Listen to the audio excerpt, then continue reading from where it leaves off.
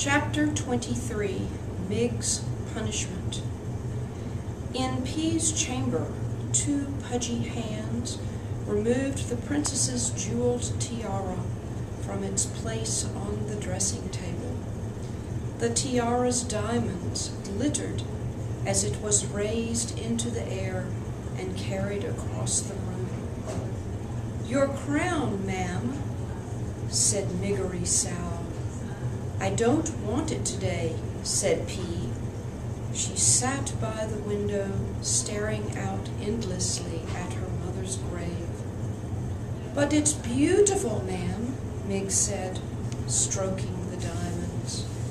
The jewels shone brilliantly, especially when held next to Mig's dreary uniform. "I know," said P, "but I don't want it." "You look so pretty in it, ma'am, like a princess."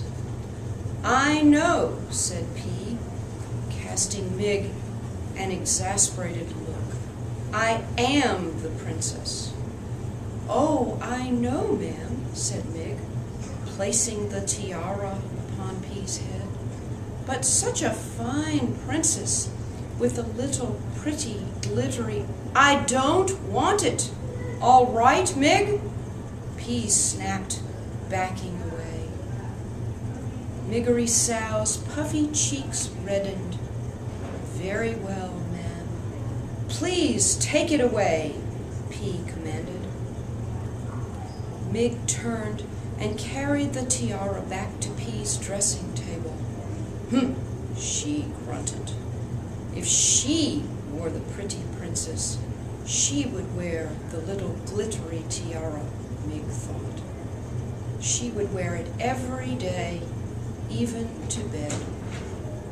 Mig set the tiara down, and then she did something sneaky.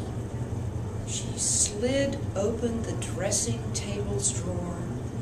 Inside, P's jeweled comb sparkled with light. The comb was a shiny, pretty thing, and it was swiftly moved from the drawer of P's dressing table to the pocket of Mig's drab housecoat. As you might expect, the room of a servant girl is very different than the room of a princess. Mig's room was smaller than P's closet, and it didn't have a fancy bed. But sometimes one's imagination can do amazing things. The servant girl sat alone in front of a cracked mirror and combed her greasy hair. "Princess? Who's the princess?" "I'm a princess," said Mig, and then trying it another way, "I'm the princess." She set P's jeweled comb down upon her vanity, which was nothing more than an old box.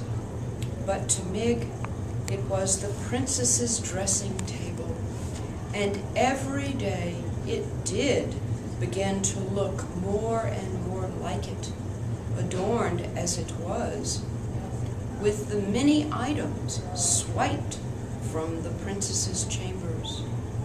My comb, my hat, my gloves, my shoes, my pretty powder on me princess face.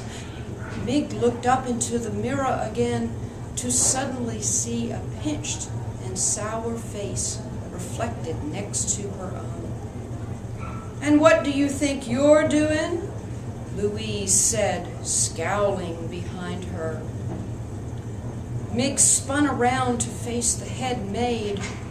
"Where did you get all this?" Louise asked. "I just borrowed it, ma'am," said Mig. "Borrowed it? I was going to put 'em all back." "See that you do," said Louise, snatching P's tiara.